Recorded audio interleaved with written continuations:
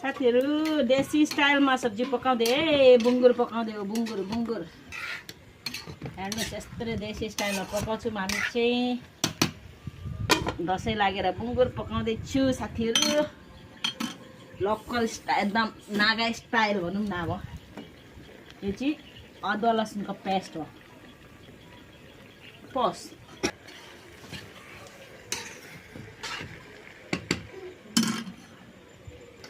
tomato guys tomato